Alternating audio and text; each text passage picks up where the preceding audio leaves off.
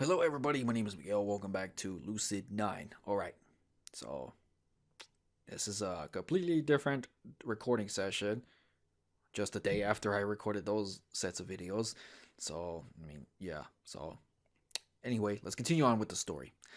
I've got a really bad feeling about this. Shiguri hovers around the hallway before blasting into classroom 2B, hands sweeping in an overly extravagant gesture. Oh, there goes that same music, like something funny is about to happen. Stop the presses! Rui's eyes light up in this display of histrionics. She forges in right behind Shiguri, pointing dramatically into the distance.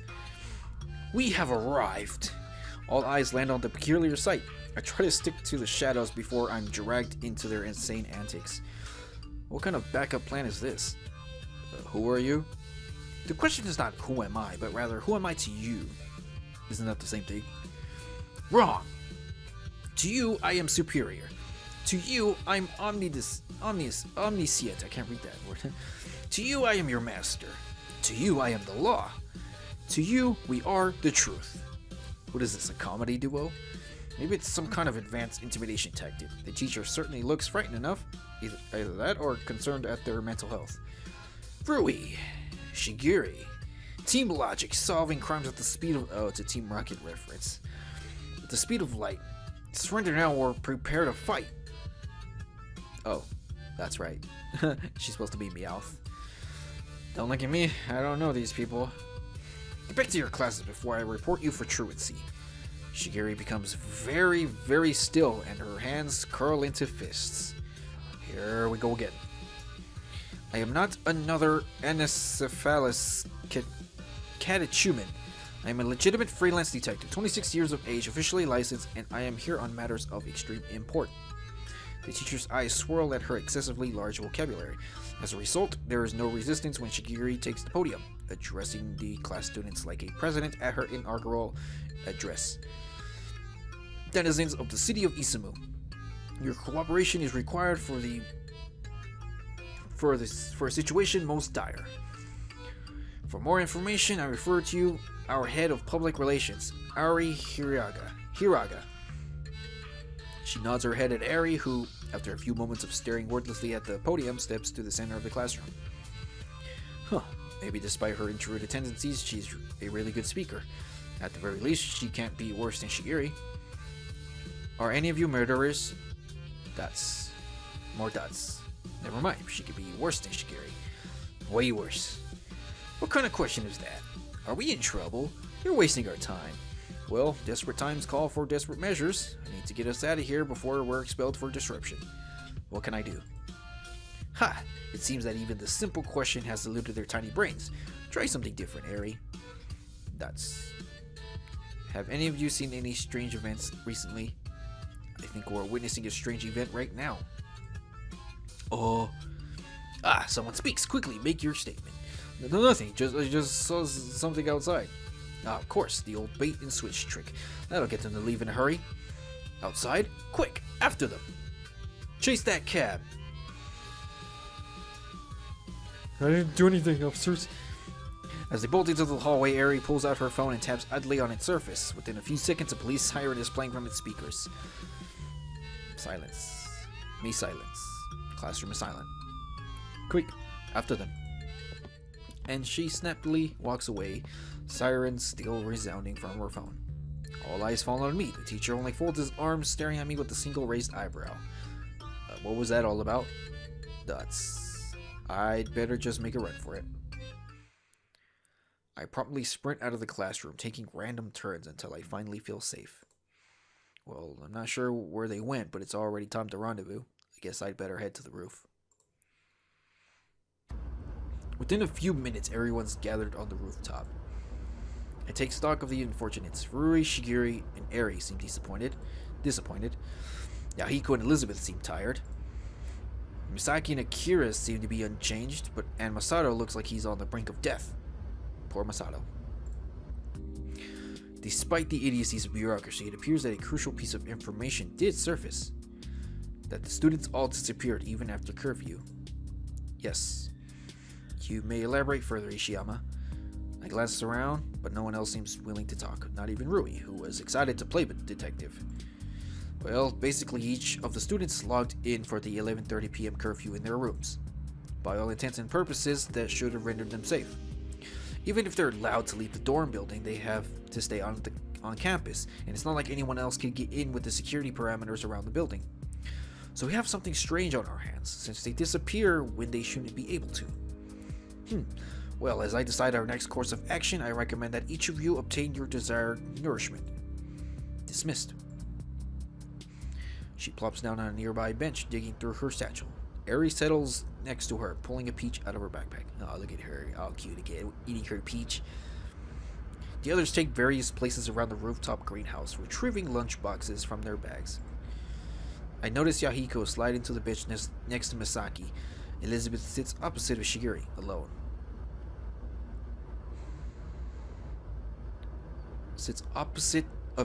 alone. See, what I keep trying to say is that Shigeri could be that. I don't know her name. I always keep forgetting her name, but it's that brunette girl.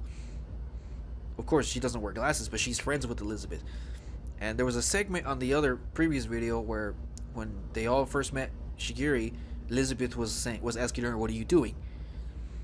Maybe this girl knows something about Shigeri. I don't know. That's what I'm gonna go for right now. That's what I'm gonna go for right now. So, because I don't know. Yeah, it's that phrase though is still strange, suspicious to me. Akira whoops out Annette Diana Hillison 14 and lays her on the floor. When Rui and Masato attempt to sit on her, Akira gestures frantically at Rui. Oh, she lays her. Okay. Oh, yeah. Rui quickly makes her way to me, extending a lunchbox with 2 hands. Hey, you didn't bring any food, right?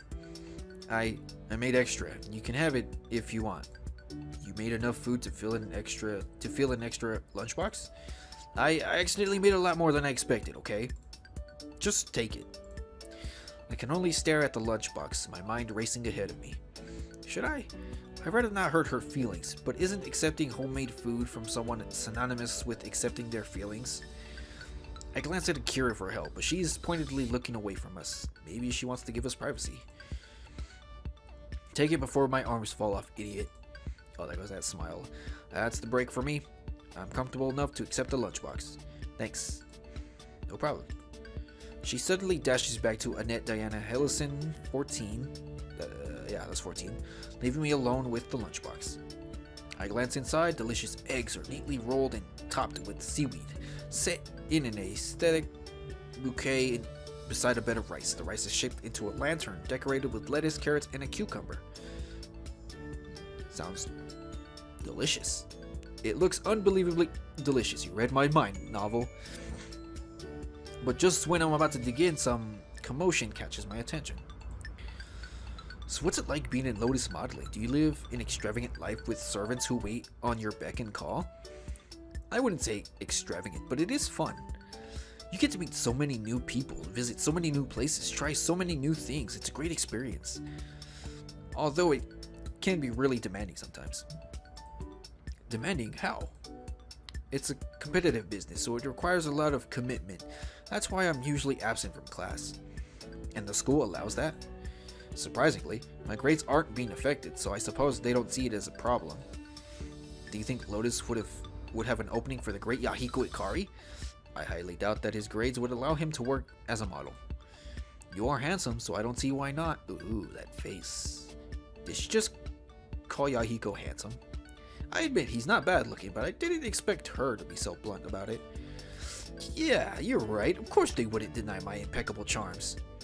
What's your number? I'll be sure to text you when I find something. I can only shake my head incredulously as they begin sharing contact info. I dig into my free lunch, relishing the explosion of flavor in my mouth. Rui's really improved at cooking. As I eat, I continue to examine my surroundings. The next group to catch my attention is Eri and Shigeri. Eri is quietly munching on a peach in her standard baby hamster fashion. Shigeri, meanwhile, has propped her feet up on a flower bed like a gangsta. She appears to be eating some kind of sweet green dumpling. Shigeri, Yes? Is that enough? What, this? She gestures to the green balls in her hand. Eri nods.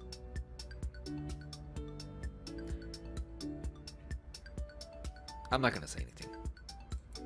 More than enough. They're melon paste mochi, the roots of immortality. That's... What? There are no vegetables, no fruit, no protein. Well, yes, but... It's not nutritious. That's... Eat some veggies? If you insist, Eri. Eri shares a rare smile at this. I'm surprised by how open she is around Shigiri. It makes me wonder how they know each other. Not only that, but Shigiri actually listens to Eri. It seems like Eri is the only one who could put her in her place. Galloping goats, you don't mean to say... I do indeed. He is gone by now. Far behind the city limits and out of your scheming hands. And there goes those two again. You misunderstand the meaning of omniscient, my dear Lady Bingham. Ha! As if you could be true love. Oh no, I happen to know that your lover is hiding right here. She whips her finger around in my direction, but thankfully Masato suddenly steps in front. Huh? Me? Jumping jackals, I always thought that sort of thing only happened in dramas. That's a proper Destiny-like moment, isn't it, Rui? Masato, my true love? Yeah, I don't think so. Masato seems to take this as a challenge. Every muscle tightens with competitive aggression as he steps between Rui and Akira, brandishing an imaginary sword. Come on and fight me, you big coward. Yeah, I'm here. I challenge you to a duel to the death. No, duel to the pain. I smell disaster afoot. The hell's duel to the pain? First your feet are cut off, below the ankles, and then your hands at the wrists, and then your eyes, and then your tongue. But that's only if I lose, right? Easy. Now fight me, you crooked canary. Oh, easy on the insults. On second thought, peace. You can be with your true love. She flees away from the scene, taking cover behind Shigiri. What are you doing? I'm hiding by the Alps. You're the Alps. Go away, I'm not the Alps. That's what the Alps always say. Leave. Oh boy, silent. The music went from playful and joyful to silent. In an unusual burst of energy, she reaches out and shoves Akira to the ground. Everything happens at once. Ruri rushes to Akira, worriedly checking her for injury. Elizabeth and Misaki immediately get to their feet. Yahiko freezes while Masato sprints at Shigiri. The hell was that about? Jesus, the music again. I'm thinking. Don't disturb me when I'm thinking. You didn't have to shove her. She wouldn't have left otherwise. How do you know that, huh? I took a moment to analyze all of you when we first met, if you recall. You can't know someone by one look. You can if you possess at least one functional hemisphere of a brain. Don't talk like that, Shigiri. Guys, I'm fine. Let's just calm down. This does nothing to stop the rising tension. Spit on my microphone. Even I can't help but feel amped up. It's one thing for Shigiri to insult me, and another thing for her to insult one of my friends. Even if I insult him all the time. By him, I'm meaning Yahiko, probably. Yeah, I'm a hypocrite, I know. Just let me be. I need to think. Ain't you gonna say you're sorry? I won't say I'm sorry for something I have no reason to be sorry for. Akira didn't even do anything to you. She had no awareness of the comfort of others. She completely disregarded Eri's feelings on the matter. Everyone's eyes land on Eri, who stares blankly at her peach. Come to think of it, Akira would have been right next to Eri. I didn't mean to make anyone uncomfortable. I thought you guys were lonely. Just because you may be lonely in an identical situation does not give you the right to push your opinions on other people. I'm sorry. You did nothing wrong, Akira. Stop this, Shigiri. On the contrary, you two were the ones horsing around, dragging everyone into your uncomfortable scenarios. Hey, ain't you the one making us investigate for you? I did nothing of the sort. Ishiyama was your requester. That ain't no excuse. Stop being so single-minded and think for once. All you can do is band together like sheep. Why don't you approach this from Eri's perspective? Everyone, once again, looks to Eri, who stops munching on her peach. That's... Well, you just put her on the spot, which would make her uncomfortable. Don't speak as if you know more than I. Maybe you're the stubborn one, huh? This is degenerating fast. What's surprising is that Elizabeth and Misaki aren't making a move. They're just sitting back, watching the display before them without emotion. Clearly they value Shigiri too high to fight back. Which means I have to do it. Rui, you may be saying this because you're still learning, but in the world of detectives... No, what you did was unnecessary, Shigiri. Please don't tell me that this is real life. Don't you lecture me about what real life is or not. Shut up, all of you. Amazingly, they actually quiet down. I think he was intending to yell that out, but there was no exclamation marks on it. So, yeah, I read that already. Akira, you're okay? Brighter than rain, Cap. There's a slight tremble to her voice, but I ignore it. No need to stir up any more trouble. Good. Shigiri, don't shove people. If she was making Eri uncomfortable... Eri? Dots, question mark. Were you uncomfortable? A tense moment of silence falls on the group. Eri only shrugs inconclusively. Okay, whatever, Akira. Don't get too close again. Shigiri, don't shove Akira again. Solved. But that's not fair to solved. That's it. Understood?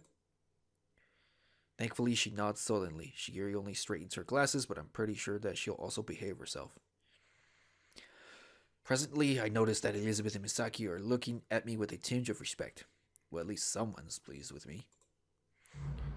Guys, why don't we cool off a bit? Let's do something fun.